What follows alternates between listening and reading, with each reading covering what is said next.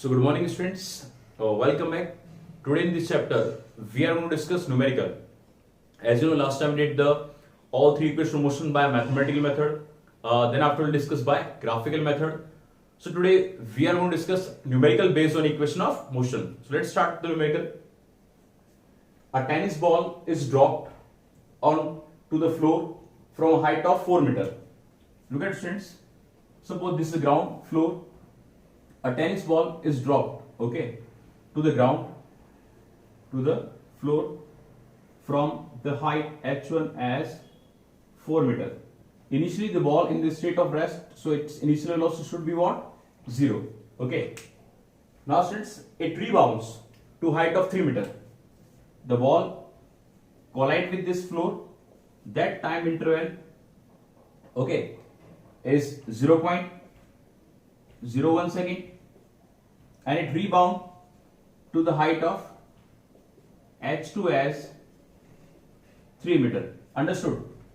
Rebounds to height of 3 meter. So it rebounds to height of 3 meter, and the floor and contact. The contact was, the ball was in contact with the floor for 0.01 second. So delta t, difference of time interval is 0.01 second. What was the average acceleration during this contact? So how can you find average acceleration? Average acceleration having formula, average acceleration, change in velocity by time interval. Okay.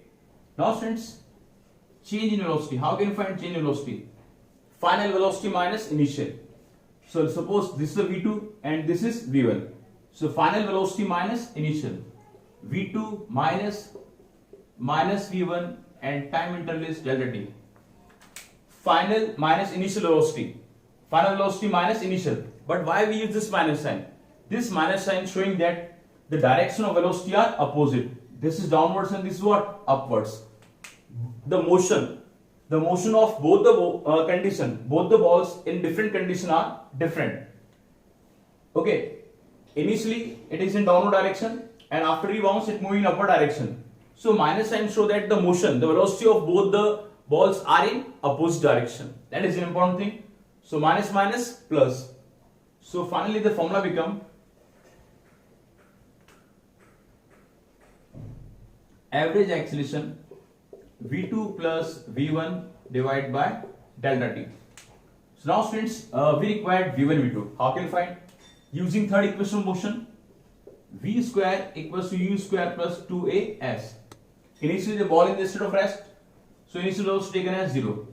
2 acceleration become G, because for downwards and upward motion we will use, instead linear acceleration we use gravitational acceleration G, and S become height when it downwards and upwards. Okay, on removing square there comes root.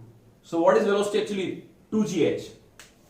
So this v2 replaced by 2gh2, this v1 replaced by 2gh1 divided by delta t. Now put the values all. Look at acceleration, average acceleration will be what? 2g is 9.8 meter per second square. Height, when it rebounds, that is a second height 3 meter. Then plus sign, 2g is 9.8 again, and h1 initial height is what? 4 meter. We'll write here 4 meter. Okay. And delta t, the ball remains in contact with ground for 0.01 second. So it will come as meter per second square. 1652 meter per second square. This is the acceleration of this ball. Okay, this is called average acceleration of ball in both the condition, in downwards, moving in downwards or moving in upward direction, ascending or descending. Okay students.